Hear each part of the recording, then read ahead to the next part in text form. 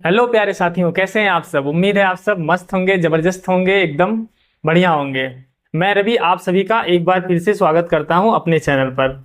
आज मैं प्रश्नावली 1 का डी लेके आया हूं आप सभी के लिए, जो कि बहुत इंपॉर्टेंट होने वाला है। यह क्वेश्चन बहुविकल्पी एमसीक्यू टाइप के क्वेश्चंस हैं जो कि आपके बुक में दिया हुआ है। ठीक है, तो इसको आज हम लोग सॉल्व करेंगे। ठीक, तो बने रहिएगा हमारे साथ। ठीक है, तो आइए स्टार्ट करते हैं। बहुत बढ़िया ही सेशन होने वाला है। पहला क्वेश्चन हो जाएगा हमारा। पहला क्वेश्चन दिया हुआ धन पूर्णांक, क्या दिया हुआ, धन पूर्णांक 6a+5 से ठीक पहले आने वाला धन पूर्णांक होगा। क्या बोल रहा है, ठीक पहले बोल रहा है। ठीक है, ठीक पहले बोल रहा है, से ठीक पहले आने वाला धन पूर्णांक। तो क्या होगा, तो इसमें करेंगे हम क्या, 6a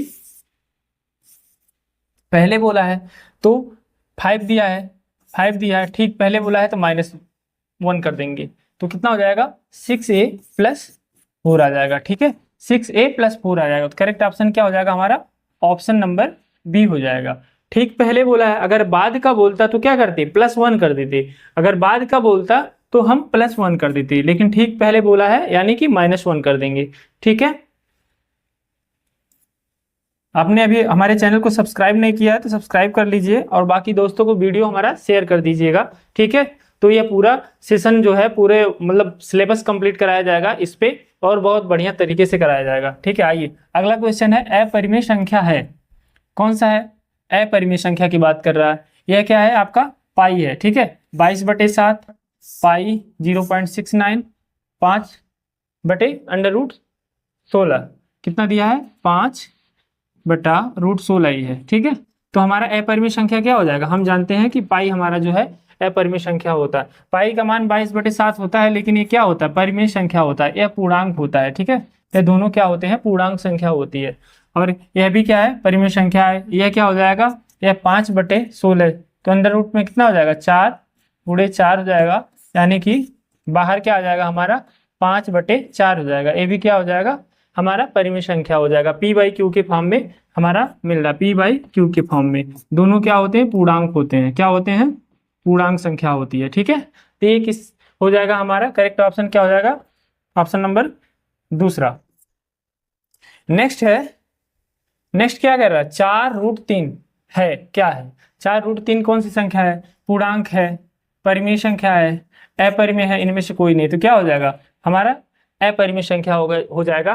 क्या, 4×3 अपरिमेय संख्या होगी। ठीक है, आइए अगले क्वेश्चन पे आते हैं। अगला क्वेश्चन क्या पूछ रहा है, निम्नलिखित संख्याओं में से परिमेय संख्या होगी तो कौन सा हो जाएगा हमारा, √5 अपरिमेय संख्या है। ये भी क्या हो जाएगा, अपरिमेय संख्या हो जाएगा। ये भी अपरिमेय संख्या हो जाएगा। तो हमारा करेक्ट ऑप्शन क्या हो जाएगा, ऑप्शन नंबर 2 1, दूसरा ऑप्शन नंबर 2 क्या हो जाएगा हमारा, करेक्ट ऑप्शन होगा, जो कि √1 हो जाएगा। चलिए अगले क्वेश्चन पे आते हैं। अगला है,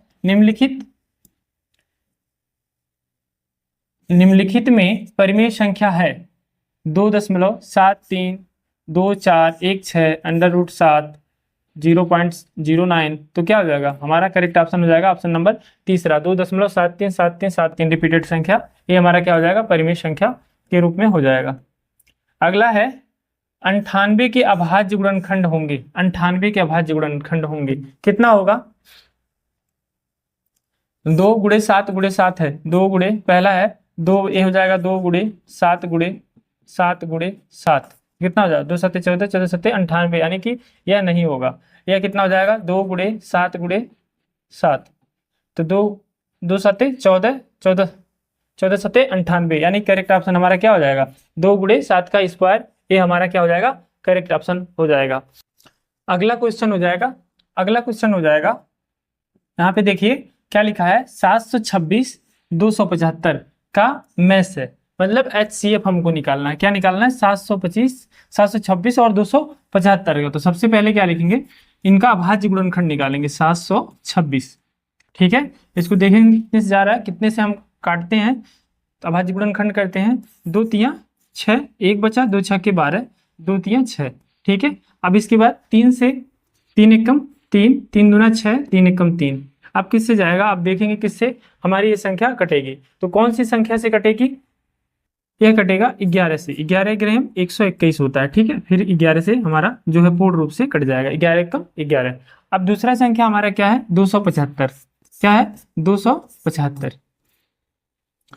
इसको देखते हैं, 3 से नहीं ये कटेगा, तो हम 5 से काटेंगे, 5 25, 2 बचा, 5 25, ठीक है। फिर 5 से, 5 एकम 5 और 5 एकम 5, और लास्ट टाइम हमारा 11 से, 11 एकम 11। अब हमें मिल गया, क्या मिल गया, गुणनखंड क्या मिल गया, 726।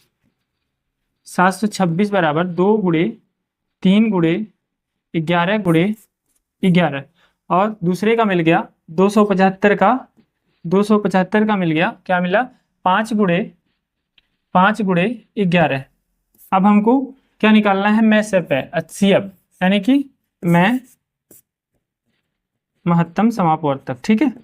ठीक, क्या मिल जाएगा, HCF बराबर आ जाएगा हमारा कि यहाँ पे देखिएगा ध्यान से, एक 11 और यहाँ 11, यही क्या हो जाएगा, हमारा आंसर हो जाएगा। तो करेक्ट ऑप्शन चौथा ऑप्शन हो जाएगा, क्या करेक्ट ऑप्शन हमारा हो जाएगा 11, ठीक है। आइए अगले क्वेश्चन पे चलते हैं।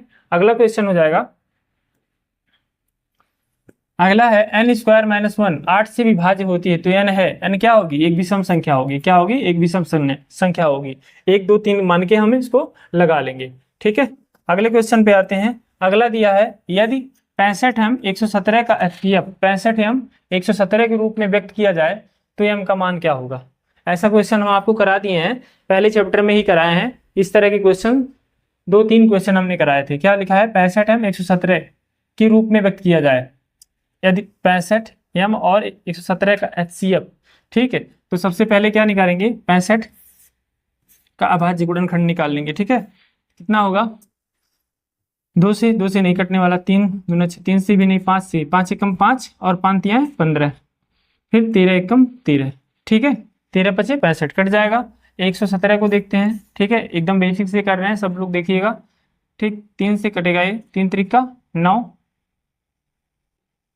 3 त्रिका यहाँ पे कितना हो जाएगा, 9 और 3 9 27, फिर 3 से एक बार, 3 एकम 3, 3 त्रिका 9, अब कितना आएगा, 13, 13 एकम 13, अब कितना हो गया, आप अब देखेंगे 65 बराबर आ गया हमारा 5 गुणे 13 आ गया, और 117 का आ गया, 117 कितना आ गया, 3 गुणे 3 गुणे 13, 3 गुणे 3 गुणे 13 आ गया ना।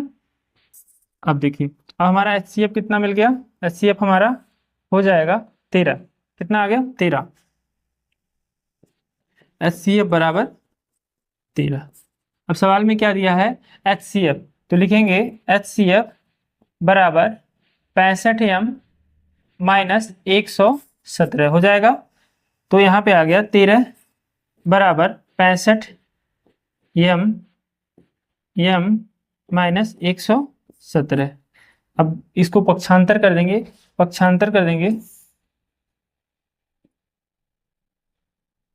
लिखेंगे 65 m बराबर 113 लिखते हैं, 13 + 117। अब m बराबर क्या लिखेंगे, m बराबर लिखेंगे, इसको जोड़ देंगे, 7 3 कितना हो जाएगा, 7 3 10, और 1 1 2 1 3, और यहाँ पे आ जाएगा 1 1 1 आ जाएगा, 130 आ जाएगा, और कितना हो जाएगा, ये 65 हो जाएगा, ठीक है। 65 हो जाएगा, काट देंगे इसको, कितने से कट जाएगा, ये 2 बार में जाएगा, m बराबर 2 आ गया, m की वैल्यू कितनी आ गई, 2 आ गई। m का वैल्यू ही पूछा था हमसे, जो कि हम मान निकाल दिए हैं। करेक्ट ऑप्शन क्या हो जाएगा हमारा, दूसरा जो है करेक्ट ऑप्शन हो जाएगा। तो ये सवाल इस तरह से लगाएंगे, ऐसा क्वेश्चन हमने करा भी दिया आपको, उम्मीद है आपको बहुत अच्छे से समझ में आया होगा। अगले क्वेश्चन देखते हैं, वह सबसे बड़ी संख्या जिससे 70 और 125 में विभाजित करने पर क्रमशः शेषफल 5 और 0 नहीं है, यहाँ पे मिस्टेक है थोड़ा सा, क्वेश्चन एक बार देखना पड़ेगा हमको। यहाँ पे हो जाएगा 8 होगा, ठीक है, यहाँ पे क्या होगा, 8 होगा, बुक से हमने देखा 8, 5 और 8 प्राप्त होंगे, ठीक है, 5 और 8।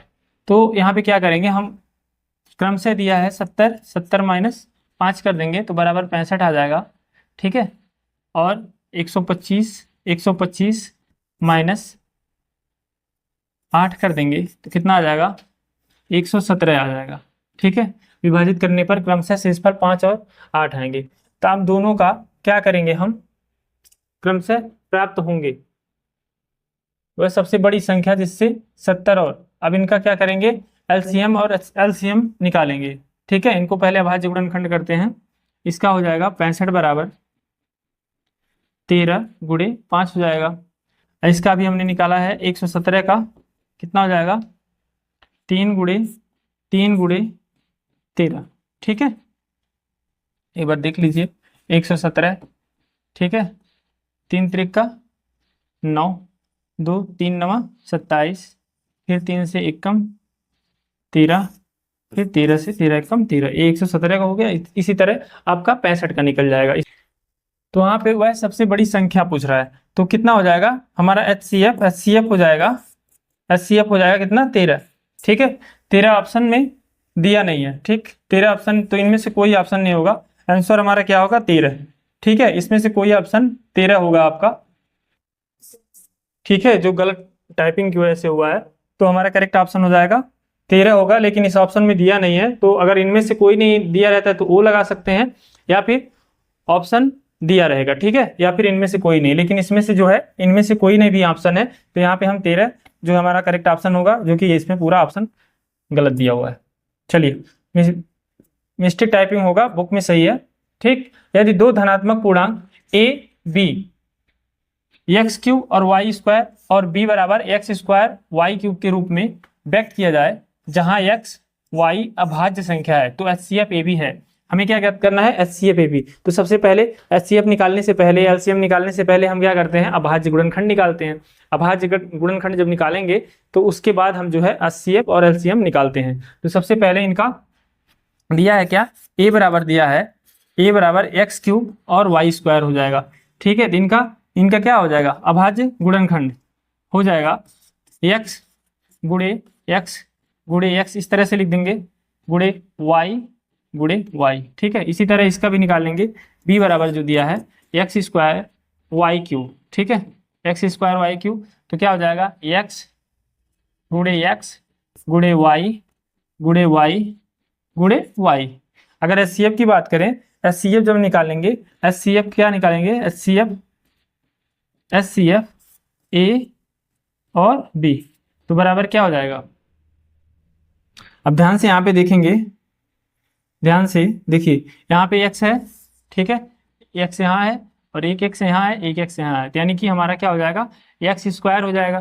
फिर y देखेंगे, y यहाँ पे है और y यहाँ पे है, फिर y यहाँ पे है, फिर y यहाँ पे है, यानी कि y स्क्वायर हो जाएगा। ठीक है, तो यही हमारा क्या हो जाएगा, एचसीएफ का एचसीएफ हो जाएगा, क्या हो जाएगा, एक्स स्क्वायर वाई स्क्वायर। तो करेक्ट ऑप्शन हमारा क्या हो जाएगा, ऑप्शन नंबर 3 हो जाएगा, जो कि करेक्ट ऑप्शन होगा। आइए अगले क्वेश्चन पे चलते हैं।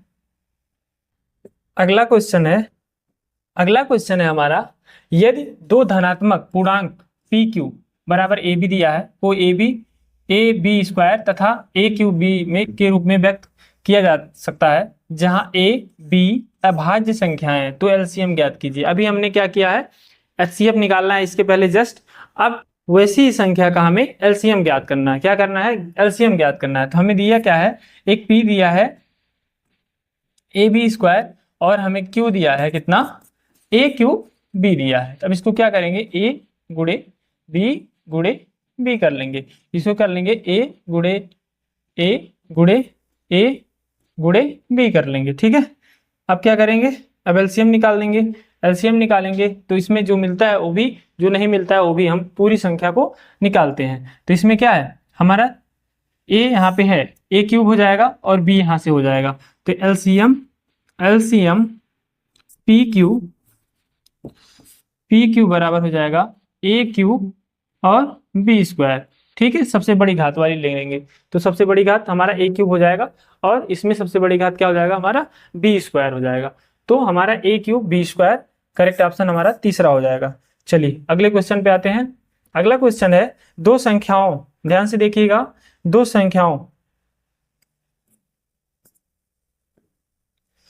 संख्या परिमेय संख्या और अपरिमेय संख्या का गुणनफल होता है। क्या होता है, परिमेय संख्या है और अपरिमेय संख्या है, तो गुणनफल क्या होगा, अगर पाई में हम किसी चीज का गुणा करेंगे तो क्या होगा, ठीक है। किसी भी अपरिमेय संख्या में किसी भी परिमेय संख्या का गुणनफल करेंगे तो सदैव क्या होता है, अपरिमेय होता है। अपरिमेय संख्या में जोड़े या घटाएं, ठीक है, तो क्या होता है, अपरिमेय संख्या ही होता है।